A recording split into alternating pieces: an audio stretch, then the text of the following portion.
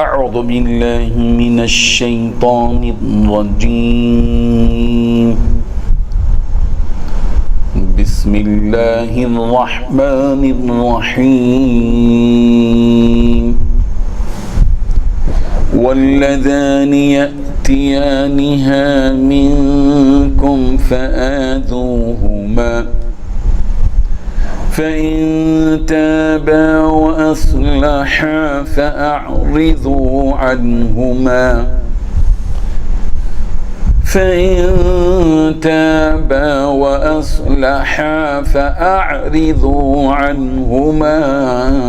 إن الله كان توابا رحيما صدق اللہ العظیم۔ حاضرین و ناظرین، یہ درس نمبر 332 ہیں۔ سورہ نساء کی آیت نمبر 16 کی تلاوت کی گئی۔ لفظی معنی دیکھیے، واللذانی، اور وہ دونوں جو یأتیانہا کریں یہی کام بے حیائی کا، منکم تم میں سے، تو فآذوہما تو انہیں ایذا دو، فإن تابا پھر اگر یہ دونوں توبہ کر لیں، وأصلحا اور دونوں اصلاح کر لیں، فأعرضوا تو درگزر کرو، عنہما ان دونوں سے، ان اللہ بے شک اللہ، کان توابا رحیما توبہ قبول کرنے والا، رحم کرنے والا ہے۔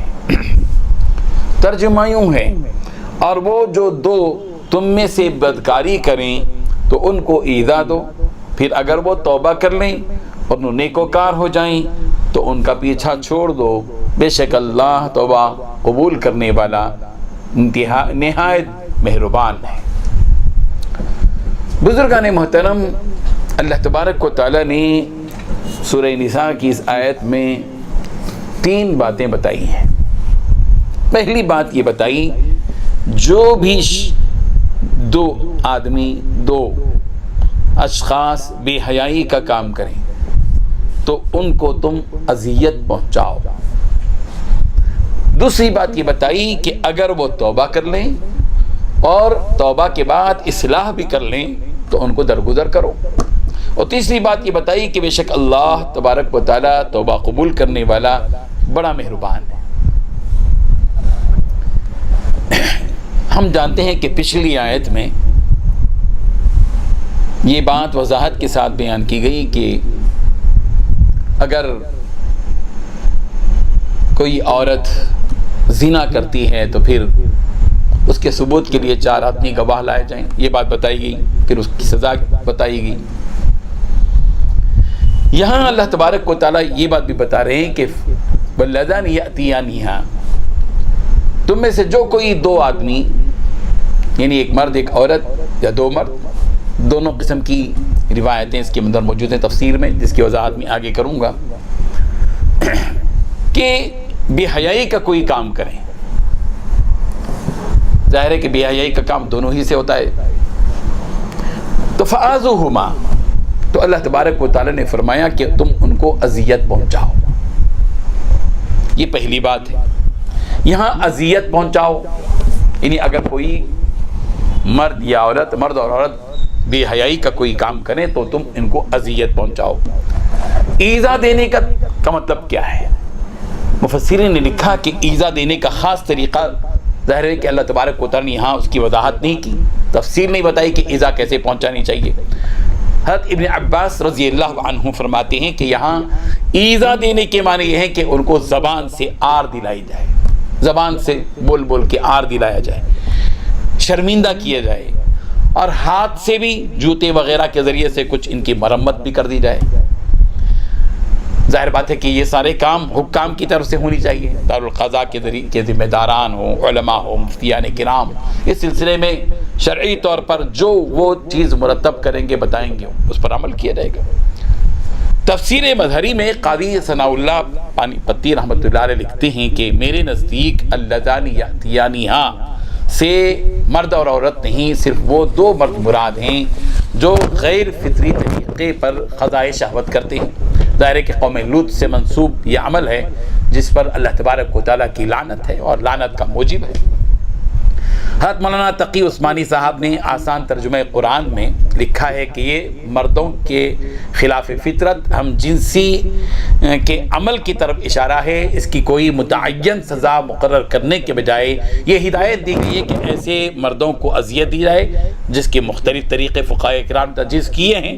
صحیح یہ ہے کہ اس کو حاکم کی ثوابدید پر چھوڑ دیا جائے، یہ بات لکھی گئی۔ بہرحال دوسری بات جو اللہ تبارک و تعالیٰ بتائی کہ اگر بے حیائی کے مرتکب ہو جائے مرد اور عورت تو، اور وہ پھر سچی توبہ کر لیں، اور سچی توبہ کے بعد پھر دوبارہ ارتکاب کرنے کے بجائے پھر اصلاح کر لیں اپنی، فَإِن تَابَا وَأَصْلَحَا، دو الفاظ استعمال کیے گئے اس نے کہ اگر کوئی غلطی ہو گئی، بے حیائی کا کوئی عمل ہو گیا، ظاہر ہے کہ انسان ہے، گناہ ہو جاتا ہے، آدمی سے جرم ہو جاتا ہے، اس کے بعد انہوں نے اپنے آپ پر غور کیا، شرمندگی ہوئی، نادم ہوئے، پھر اللہ تبارک و تعالیٰ سے توبہ کی، توبہ کے بعد پھر اصلاح بھی کر لی، تو پھر اللہ تبارک و تعالیٰ حکم دیتے ہیں کہ فَأَعْرِضُ عَنْهُمْ، ان کا پیچھا چھوڑ دو، ان کے پیچھے کیوں پڑے ہو؟ جب اللہ کے بندے یا بندی نے کوئی بے حیائی کا ارتکاب کیا اور پھر اللہ تبارک و تعالیٰ سے سچی توبہ کر لی، شرمندہ ہو گئے اور آئندہ نہ کرنے کا عزم کیا اور اپنی اصلاح بھی کر لی، تم کو کیا حق ہے کہ تم اس کے پیچھے پڑے ہوئے ہو؟ ان کی غیبتیں کر رہے ہو، ان کی جغلخوری کر رہے ہو، ان کے عیبوں کو اچھال رہے ہو اور ان کو جو ہے لوگوں کے سامنے ذلیل کر رہے ہو، اس کی ضرورت نہیں ہے۔ اللہ تبارک و تعالیٰ نے جہاں اس بات کی وضاحت کر دی کہ فَإِن تَابَا وَأَصْلَحَا فَأَعْرِضُوا عَنْهُمَا، کہ جب وہ دونوں توبہ کر لیں، اصلاح کر لیں، تو پھر ان دونوں کو تم ان کا پیچھا چھوڑ دو، اعراض کرو، ان کو چھوڑ دو، درگزر کر دو ان سے۔ جب اللہ معاف کرتا ہے تو تم کون ہو کہ تم ان کے پیچھے پڑے ہو؟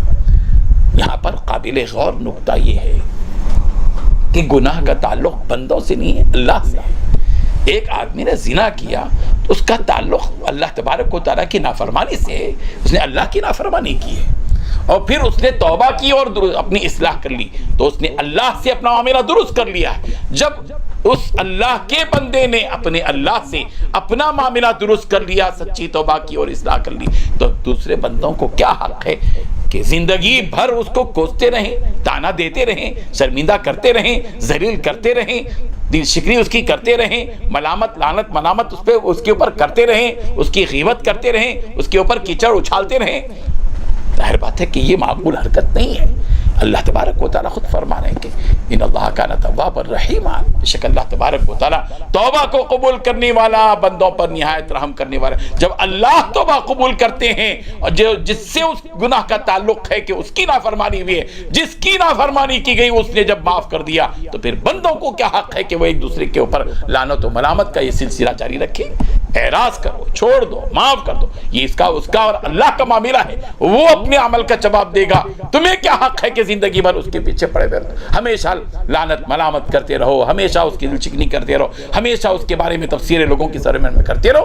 اس کا اور اس کے اللہ کے اس کا تعلق ہے۔ اللہ تبارک و تعالیٰ اس سلسلے میں ہمیں سنجیدگی کے ساتھ غور کرنے کی توفیق عطا فرمائے۔ وآخر دعوانا الحمدللہ رب العالمین۔ لا إله إلا الله، لا إله